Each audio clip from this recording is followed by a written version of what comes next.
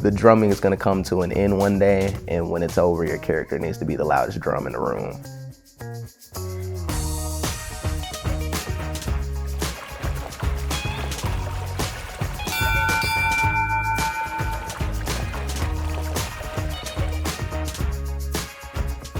They appreciate the river, they know it's a big part of our community, but they haven't spent a lot of time on it. So this really gives our community the opportunity to experience the Illinois Valley from the middle of the river channel.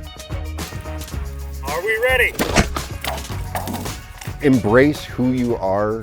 Just go out and find your tribe.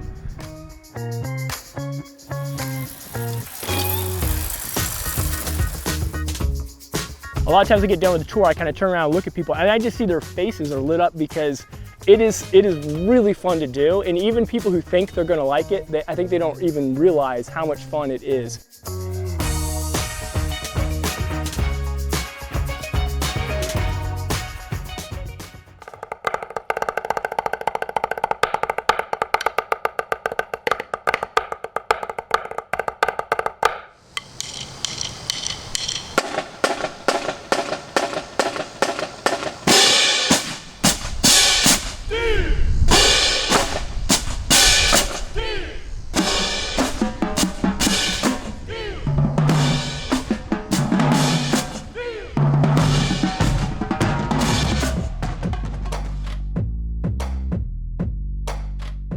Drumline is, so if you have a band with all the, instruments, saxophone, trumpets, tuba, all that good stuff, drumline is just the portion without all of that, and it's just the drums. Peoria Manual High School Drumline is what we are, and then our kind of identity is Southside still. O-E-S-T-E-E-L, woo! O-E-S-T-E-E-L, still, who are we? S-T-E-E-L, woo! Our drumline, Southside Steel, is a percussion organization. We aim to have fun while playing drums. That's basically what we do, having fun and inspiring others while doing it, while also gaining life skills.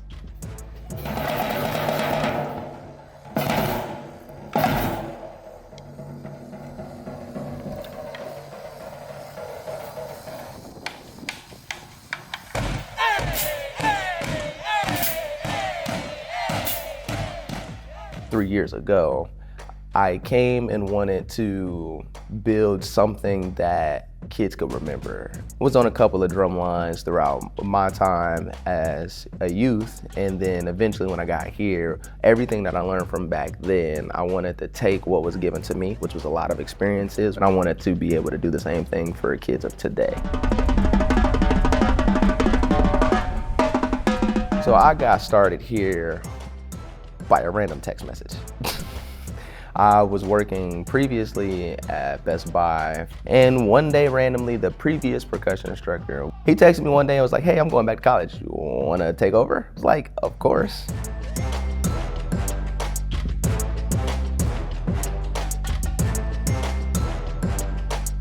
Where we started at was a place of kids not knowing a lot about drums. Just technical stuff, know how to read music, very basic elements. With Terrell, he taught us how to hold sticks. You would think that people teach you how to hold your sticks. They didn't teach me how to do that, how to read music, rudiments, just a bunch of things that you would need to be a good drummer. I was in drumline my freshman year, but he wasn't here. So he got here my sophomore year, and I got to watch and help build what we have now. He came in, he was like, "Okay, I'm gonna get you playing in like a month." And I'm like, "Oh, cool." He's a pretty good teacher. Honestly, one of the best teachers I've had. It helps you with time management, helps you with planning, organizing, life skills, a lot. It helps you with a lot. We've been able to go from a place of, we don't know what we're doing, to now we're able to talk about the whys of everything that we're doing and connect the dots and show them, hey, it's more than just drumming. Drumming's fun, but what skills did we develop so that way when you're done with the drumming phase, what do you have left over?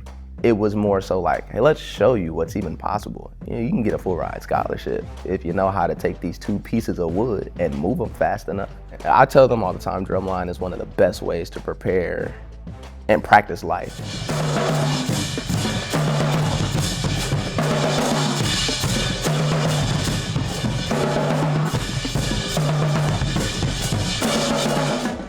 We perform for very diverse crowds all the time. We've done elementary schools, preschools, nursing homes.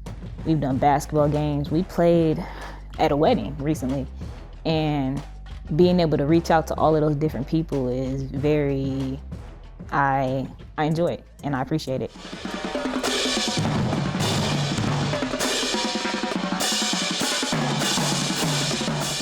The kids have made an insane amount of progress. There are students that in just 2 short years are already playing on par with college level kids. We've been to Lincoln University, which is down in Missouri, about twice. I'm thinking, the experience is gonna be hard, but with Terrell, he's actually preparing us for this early. So we went down there, we actually played with their band and marched with them. I can definitely see like a big improvement. Like I was, real rowdy in middle school. I came in, it changed. Drumline gives me purpose. I come in and I'm able to work on myself, just like practicing. I practice at home all the time. That's one thing. That's the reason why I got to be as good as I am now, is because going home, I have to be disciplined. Okay, I don't want to watch TV right now. Well, maybe I do, but I know I gotta practice and I gotta learn these parts because I got people counting on me. We're a family. And like, even when times is tough, rough, maybe we messing up, maybe we got a lot of stuff going on, it's still having that sense of family and connection with everybody.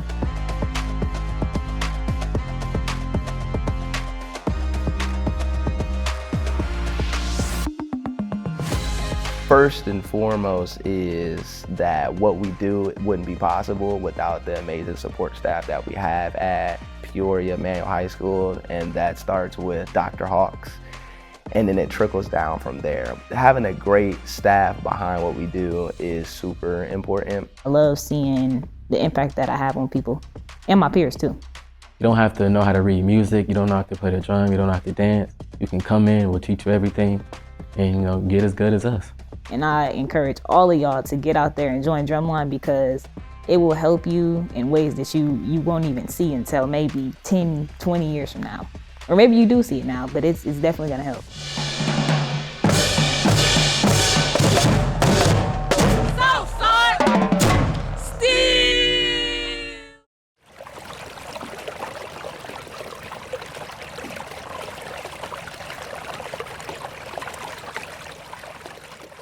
Welcome aboard the St. Genevieve Riverboat. Come on in.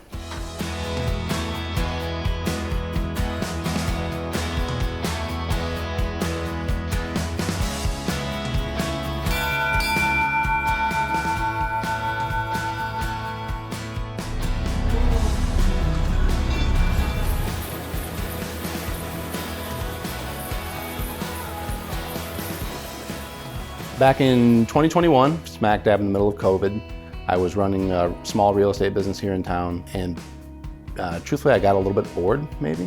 And so there was a local businessman here in town who actually brought the idea to buy the Julia Bell Swain, which was a very famous riverboat that was for sale at the time. And quickly realized that that project was just way too much. It was gonna cost way too much money. We had no idea what we were doing. The concept really struck me because we live in a great river town with the beautiful Illinois River running smack through the middle of our town. And it just felt like an interesting concept that nobody else was doing. And we kind of stayed on the lookout, and we found this boat down in Cincinnati. It was named the Mark Twain. And so in the fall of 2021, we went down and looked at the Mark Twain and pretty much immediately started negotiations to buy it. When we bought the boat, we knew we were going to change the name. We knew we didn't want it to be the Mark Twain. That felt like more of a Southern River thing. We wanted to kind of make it unique and make it our own. So we took off from Cincinnati, heading back towards Ottawa. We assumed it would be probably about a 17-day voyage to get it up here, going down the Ohio River, up the Mississippi, and then up the Illinois. The boat kind of ran into a storm and we were blown into some rocks that were along the shore of the Mississippi River there. And about 8 hours later, we noticed the bow of the boat was starting to be about at the waterline. So we knew we had an issue. The boat was going down. So the captain at the time was able to successfully navigate the boat to the middle of the river where there was a sandbar. We were rescued on that sandbar by a towboat company who took us to their quarry, which was in St. Genevieve, Missouri. As we were thinking about that incident, we heard the name St. Genevieve, Missouri, and we said, oh, that's a pretty name. Let's look into St. Genevieve. And so did a little bit of research on St. Genevieve, who's the patron saint of Paris, and quickly heard that part of her legend was that her enemies conspired to drown her in a lake, but they were unsuccessful. So at that moment, it became painfully obvious that the boat had just named itself, and it became the St. Genevieve Riverboat.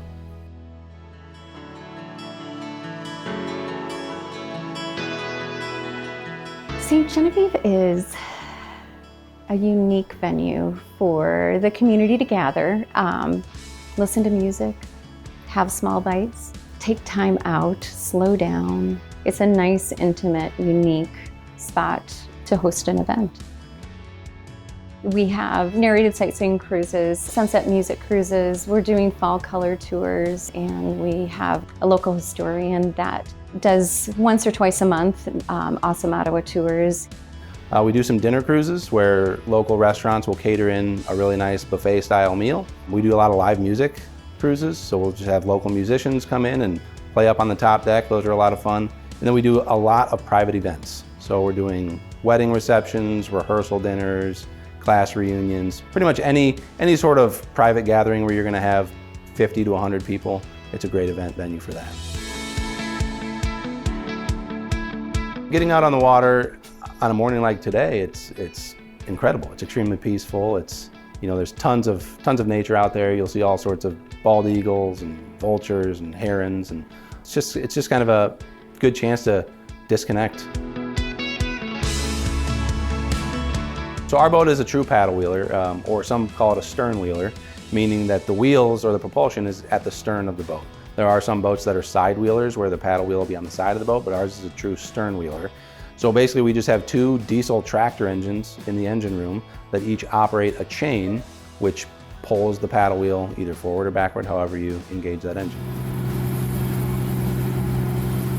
For me, the best part about owning this boat is the community pride that it brings. I've been stopped by a lot of people in town that have told me stories of family coming to town and them being able to show off their little town on this cool, unique riverboat. This is something that you just don't see everywhere. All along the Illinois River, I don't think there's another single paddle wheeler operating right now. And so it's just a unique thing that kind of helps bring attention to this community. Ottawa's got some great stuff going on downtown, great restaurants, and so anything we can do that kind of help shine a spotlight on that, I'm proud of. I think the St. Genevieve is a gem for this area and beyond. To me, it's a treasure for the community. It's very special. It has a really cool vibe for being a unique venue. I grew up here in Ottawa and my family wasn't a boating family. And so I drove across that bridge every single day and I spent virtually no time on this river. And I think there's a lot of people in this community that are the same way. They appreciate the river, they know it's a big part of our community, but they haven't spent a lot of time on it. And so this really gives our community the opportunity to experience the Illinois Valley from the middle of the river channel, kind of seeing Buffalo Rock from a different perspective than they might have seen growing up. We've had guests ask us, this is just the coolest place to work. And it is. It's fun. I want people to enjoy what they're doing. It's 2 hours out of a busy life, and we hope that they can just kind of disconnect and just enjoy themselves, take a breath. Thank you for traveling on St. Genevieve, and when you get off the boat, enjoy the city of Ottawa.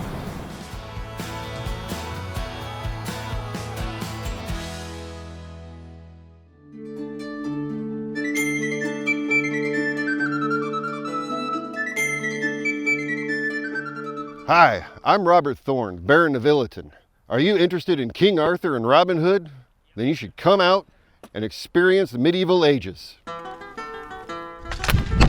I here swear fealty and do homage to the crown of the Middle Kingdom, to prize justice above personal gain, to labor for the common good, to enrich the kingdom and the society so that they may flourish and grow. My name is Scott Heckathorn. In the medieval world that is the Society of Creative Anachronism, I am known as His Excellency Baron Robert Thorn. I am the Baron of the local area of Peoria, Illinois. Our actual local coverage goes from the corner of 39 and I-80 to the Mississippi River. The Society for Creative Anachronism. It's a worldwide organization, and it is our intent to recreate the Middle Ages pre-17th century. We recreate the medieval ages as we feel they should have been. So we don't do plague, we don't do the Viking raids, but we do embrace martial combat. We do fencing, archery, thrown weapons. We do so much arts and sciences, anything from singing and actually making your own like fiber weaving to make the fabric that you wear, to basket weaving, blacksmithing. We do leather work, lots of jewelry. If you ever look at any of the old medieval movies, museum pieces or anything, we try to recreate everything you can find in a museum today. And we try as hard as we can to recreate it as they would have recreated it, with period actual methods and tools. Outfit, most of it was made by someone, not that I know directly, but someone who's also in this society. I know friends who work with leather, who make the belts and the shoes. I have sewn the linen for tunics. I know the person who made my belt. I know the person who made my boots. I know the person who felted this hat. We have a lot of vendors that will actually make and sell their own clothes for others to buy, that know their limitations. We just wanted to do it, and we didn't necessarily care or mind what anybody else thought. And we're just going to go out and we're going to have our fun.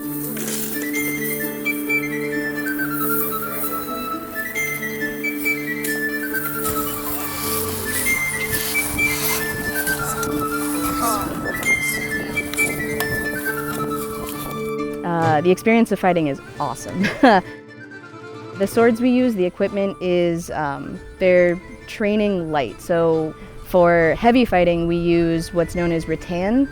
So it's like bamboo. It's just a sword that we cover in duct tape and foam and have hand protection on so that it's safe. Are we ready? Aye.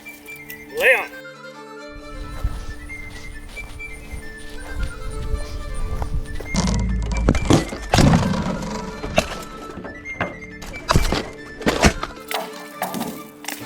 This is not a demonstration. This is not choreographed.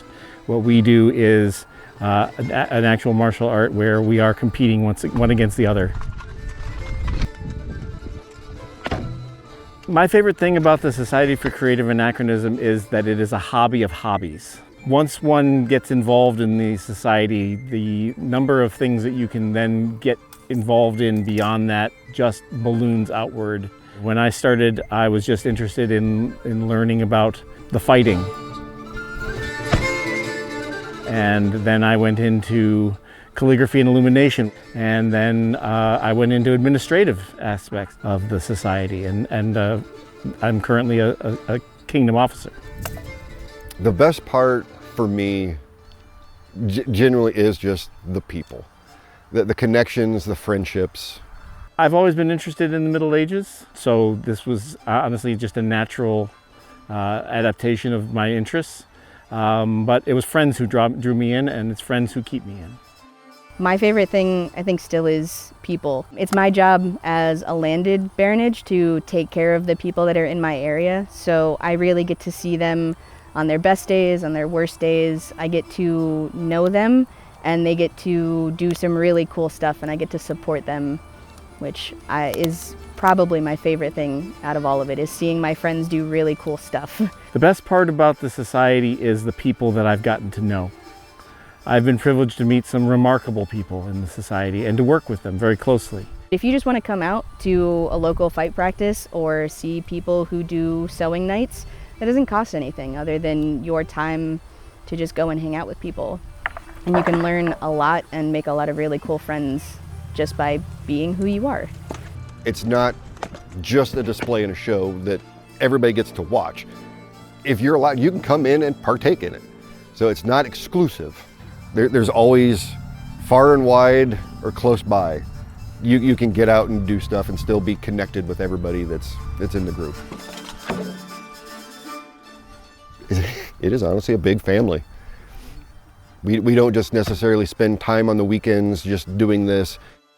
Throughout the course of the week, we have other practices, we do game nights. We'll just sit there and go out to eat, and I'd say it's like a brotherhood, but it's family. If you're interested, get involved. Embrace who you are. You can still come out and we will embrace you. We will accept you. Just go out and find your tribe. Good.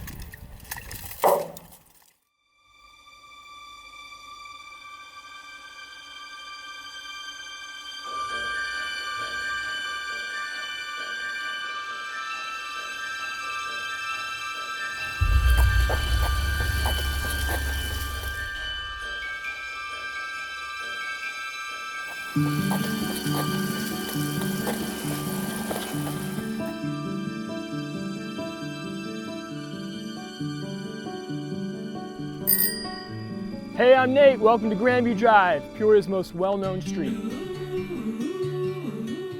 A pedicab really is just, historically was bicycle powered, just a way of transporting people. In my opinion, I tell everyone this is the Goldilocks pace. This is the best way to see Grandview.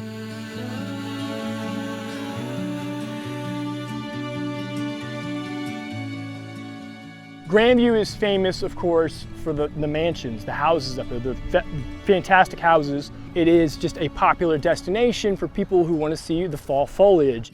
The pedicab is perfect. That bicycle pace is really one of the most ideal ways to really see something.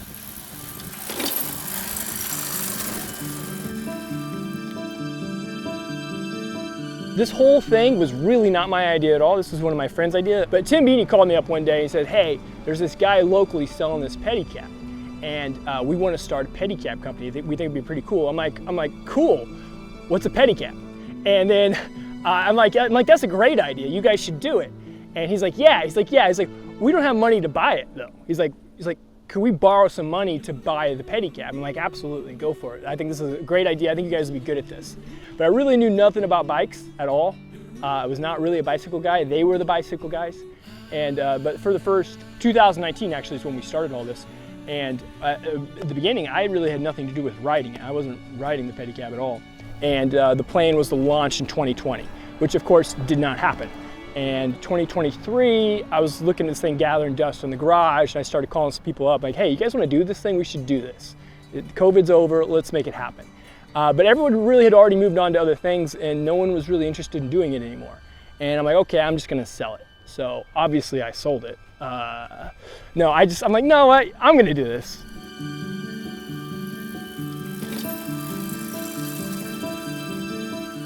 My site was on Grandview. I wanted to do a Grandview tour. That really wasn't necessarily the main focus originally. They were focused on riding downtown, trying to maybe hustle on the heights and do more of a traditional pedicab sort of business plan. And but I really thought that Grandview just needed a tour, needed a proper tourist tour. Not a lot of towns in this area that even have something comparable to this. The tour is really designed for locals, but it has been quite popular with people who are traveling through, and Peoria gets more tourism than you would think. And I try to really focus the tour on things that people have never heard before, locals who have never heard, people who are interested in Peoria history have never heard before.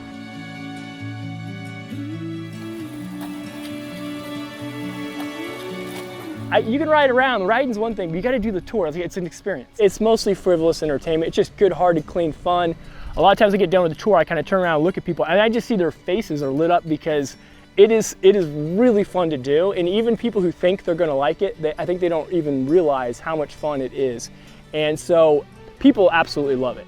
I really just feel like this tour is just something that should exist, and that's why I'm doing it, is because I know that people who come on it really do enjoy it, and it's just really fun.